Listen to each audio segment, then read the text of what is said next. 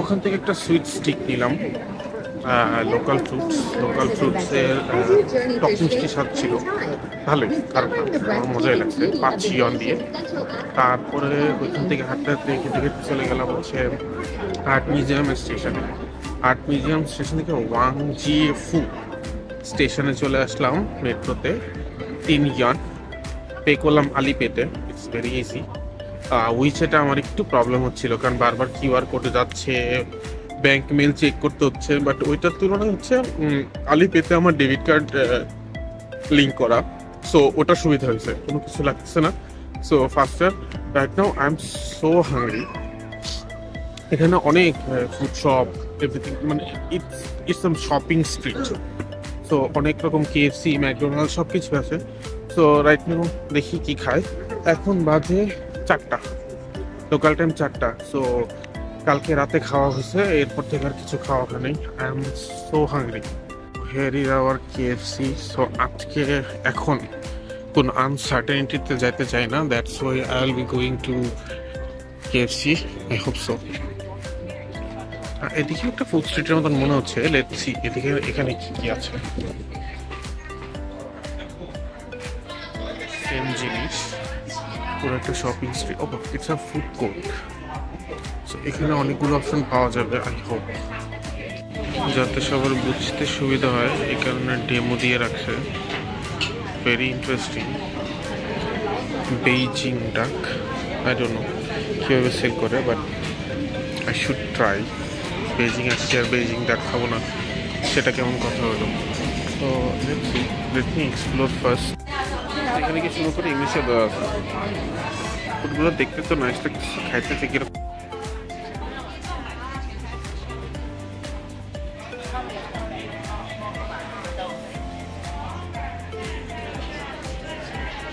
আমি দিলাম হচ্ছে এইটা, pepper chicken soup. That's going to be my first meal.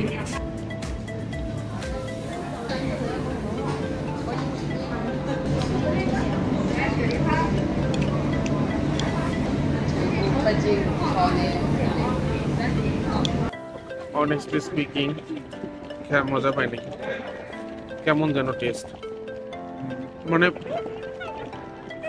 ওকে সবকিছু ছিল, কিন্তু I like more spicy food. It's not like that. Anyway, কিছু খারাপ এক্সপেক্ট করছিলাম। এরপর থেকে হচ্ছে এক্সপেরিমেন্ট করার আগে একটু শিওর ফুড খাই নিতে হবে, যাতে এরকম পস্তানো না লাগে। লাইক ডাম্পলিংস এরকম। আমার পড়লো 30 ইয়ান, দ্যাট মিনস অলমোস্ট 500 টাকা। 500 টাকাতে ঘোড়া রান্না খাওয়ার মতন কিছু নেই। যাই হোক, দ্যাটস দ্য এক্সপিরিয়েন্স। কারণ আপনি যখন একটা জায়গায় যাবেন, তখন ওই জায়গার লোকাল জিনিসগুলো ভালো লাগুক বা না লাগুক, একবার ট্রাই করা উচিত। ভালো যদি না লাগে, দ্বিতীয়বার ট্রাই করবেন না, that's obviously. But you will know the taste and flavour. সব কিছু যে খারাপ হবে তা তো না, এর ভিতরেও ভালো খারাপ আছে। But you have to know what kind of food they are having or their regular foods, test কীরকম, টেস্ট প্যালেটের সম্পর্কে জানা উচিত। তাহলে এখন একটু ভাবতেছি এখানে ঘোরাঘুরি করবো, জুস পাইলে কিছু একটা কিনবো, বিকজ কিছু জুস টাইপের কিছু খাইতে ইচ্ছা করতেছে। তাই না, স্কোয়ারটা কিসের, বাট এটা খুব সুন্দর লাগতেছিল, মানে একটু ব্রিটিশ একটা টাচ আছে, ব্রিটিশ চাইনিজ এরকম একটা টাচ আছে। এখানে সবই চারিদিকে শপিং, মানে একদম যত দূর পর্যন্ত চোখ যাচ্ছে সবই আসলে শপিং স্ট্রিট, চারিদিকে শুধু শপিং আর শপিং। যদি আমি এরকম কোনো শপিং এখন করবো না, কারণ মাত্রই তো আজকে আসলাম, আজকে যদি ব্যাগটা ভারী করি তাহলে কিভাবে হবে। এদিকে নাইকি শোরুম, এদিকে হোয়াইয়ের বিল্ডিং, ফুল হোয়াই, আর এদিকে অ্যাপেল স্টোর। মানে এমন কিছু নাই যে এদিকে নাই। সার্কেল দিয়ে হাঁটতে ভালোই লাগছে, এক্সেপ্ট ঠান্ডাটা। সো হাঁটতে হাঁটতে এখন যাব হচ্ছে হোস্টেলের দিকে।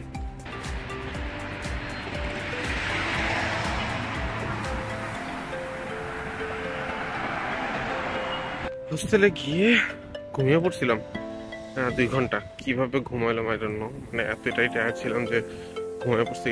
এখন 9টা বাজে উঠলাম, ফ্রেশ ট্রেশ হইলাম, হওয়ার পরে এখন বের হইলাম। রাত্রে কিছু খাবারের জন্য লাগবে। আশপাশে খুব একটা দোকান ছিল না, আবার হচ্ছে ওই সকাল দুপুরে যেখানে আসছিলাম ওইখানে আসলাম, দোকানপাট আস্তে আস্তে বন্ধ হয়ে গেছে সব কিছুই, কারণ ঠান্ডা অনেক তো এই কারণে। এখন টেম্পারেচার -1। সো রাইট নাও কেএফসিতে আসি। কেএফসিতে যে অপশন আছে তার ভিতর থেকে দিলাম, আমি দিলাম হচ্ছে ওই পাশের ওই বার্গারটা, দিস ওয়ান 19.5 RMB।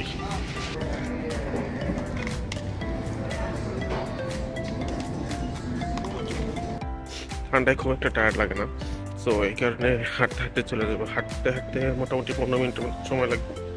তো এই 15 মিনিট হেঁটে হেঁটে চলে যাবো আমি দংগান। শুধু শুধু 3 ইয়ান নষ্ট করে মেট্রোতে যাওয়ার কোনো মানেই হয় না। আমার একটু ঘোরাঘুরিও হয়ে গেল, ওয়াকিংও হয়ে গেল, টাকাটাও সেভ হইলো। কারণ যখন সোলো ট্রিপ তখন আসলে মানি সেভিংসটাও ইম্পর্টেন্ট। যেখানে যতটুকু সেভ করা যায় অনেকটাই হচ্ছে পায়ে হাঁটা অবস্থায় যাওয়াটা বেটার। এতে দেখাও যায়, সেভও হয়, and you will see the local vibe and everything. Feel করাটা খুব ইজি। এখন টেম্পারেচার -1। আমার নাক তো অলরেডি ঠান্ডা হয়ে গেছে। টুপি নিয়ে বেরিয়েছি, নিচে ওয়ার্মার পরা, তার উপরে সোয়েটার পরা, তার উপরে এই বোমার জ্যাকেটটা পরা। সো হাঁটতে হাঁটতে চলে আসলাম ডংগাং স্টেশনের এখানে। এখানে আন্ডারপাস, সো আন্ডারপাস দিয়ে ক্রস করে চলে আসলাম। এখন আমার আরেকটা ক্রসিং করতে হবে। ঠিক ওই জায়গাটাতে হচ্ছে আমার হোটেল, ওই বিল্ডিংটার ওই সাইডটাতে আমার হোটেল। সো ক্রস করি, ক্রস করে ওই পাশে যাই।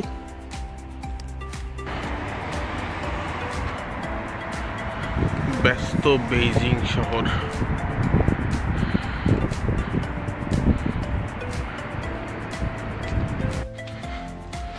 চলে আসছি আমি আমার হোস্টেলে, পেকিং হোস্টেল।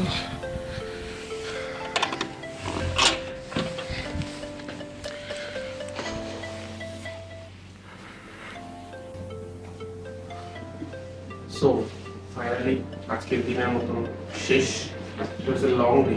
ঢাকা থেকে ফ্লাইট, 5 ঘন্টার ফ্লাইটে বেইজিং আসা, ইমিগ্রেশন কমপ্লিট, ওইখান থেকে মেট্রো দিয়ে তারপরে মেইন সিটিতে আসা ডংগাং স্টেশন, সেখান থেকে হোস্টেল বের করা একটু ডিফিকাল্ট ছিল, সব কিছু বোঝানো, কিন্তু আমি হাতের সামনে রেখে খুঁজে পাচ্ছিলাম না। তো এটা একটা ইস্যু ছিল, বাট ল্যাঙ্গুয়েজ জানুক বা না জানুক সবাই বেশ সবাই বেশ হেল্পফুল ছিল। যাকে জিজ্ঞেস করছি সেই যতটুকু পারে, যতটুকু পসিবল হেল্প করছে। আর এখান থেকে হোস্টেলে আসলাম, চেক ইন করলাম, তারপরে ব্যাগ ড্রপ করে চলে গেলাম হচ্ছে ফরবিডেন সিটির জন্য। ফরবিডেন সিটি সারাদিন ঘুরলাম। টেম্পারেচার মাইনাস থেকে 0 টেম্পারেচার এরকম ভিতরে ছিল। সো আমার জন্য একটু নিউ এক্সপিরিয়েন্স, কারণ মাইনাস টেম্পারেচার আমার কখনো থাকা হয়নি। সবসময় হচ্ছে 3-4 এরকম এক্সপিরিয়েন্স করা হচ্ছে যখনই আগে ট্রাভেল করছি, বাট এই মাইনাস টেম্পারেচারটা একটু ডিফারেন্ট, গায়ে লাগে একদম চঞ্চল। যাই হোক, ফরবিডেন সিটিটা বেশ ঘুরলাম। এত বড় একটা এরিয়া, মানে হাঁটতে হাঁটতে পায়ের তলি ব্যথা হয়ে গেছে। শেষ করে রাস্তায় ঘুরলাম, ফুড খেলাম, সবকিছুই মোটামুটি বেশ ভালো ছিল। হোস্টেল আসার পরে আমি ঘুমিয়ে পড়ছিলাম, আবার একটু বের হলাম রাত্রে রিটার্নের জন্য। তবে একটা জিনিস হচ্ছে এখানে সিমটা খুব ইম্পর্টেন্ট, আর সব জায়গায় আপনার পাসপোর্ট লাগবে। So you have to carry your original passport everywhere. সব জায়গাতে পাসপোর্ট লাগবে। আর যখন একটা জায়গা আসবেন, প্রথম হচ্ছে সিম নেওয়ার পর হচ্ছে আপনার আগে থেকে ভিপিএন ডাউনলোড করা থেকে লাগবে, আদারওয়াইজ আপনি কোনো কিছু অ্যাক্সেস করতে পারবেন না।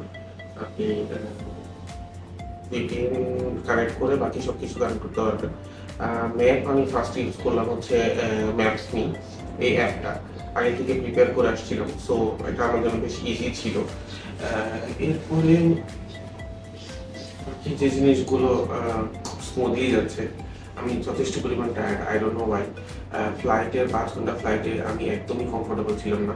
কমফোর্টেবল না থাকার কারণ হচ্ছে আমার কাছে বাকি সবকিছু ঠিক ছিল, কিন্তু আমার কাছে মনে হচ্ছিল অনেক এয়ার প্রেশারটা বেশি, এরকম যেন হাত পা অস্বস্তি লাগতেছিল, অক্সিজেন কম মনে হচ্ছিল। এছাড়া বাকি service and everything was so smooth, so good. যাই হোক, হয়তো সারাদিন অফিস করার পরে টায়ার্ড হয়ে তারপরে আসছি, সেই কারণে হতে পারে। ওখান থেকে আসার পরে সব কিছুই ভালো যাচ্ছে। আজকে দিনের মতন ক্লোজ। বাকি যে ডিটেলসগুলো আছে আমি পরে কোনো এপিসোডে হয়তো বলে দেবো যে আসলে কি কি জিনিস করা উচিত, কি কি জিনিস ডু অর ডোন্টস। তো আজকে দিনের মতন এখানেই শেষ। কালকে সকালবেলা নতুন এক্সপেডিশন হচ্ছে গ্রেট ওয়াল অফ চায়না। এখন আমি জানি না কিভাবে যাব, আমি দেখে আসছি, কিন্তু তারপর এখানে লোকালের প্রবলেম হচ্ছে একটা ইনফরমেশন নেওয়ার জন্য ট্রান্সলেট করা হয় না, আদার থিংস, এই জায়গায় অনেক সময় যায়। এছাড়া বাকি সব কিছু ভালো। দেখছি কালকে একটা নতুন জায়গায় এত দূর যেহেতু আসছি, এটাও বের হয়ে যাবে কিভাবে যাওয়া যায়, কিভাবে কি করা যায়। So siding up for today. Top পর্যন্ত নেওয়ার পরে ওইখান থেকে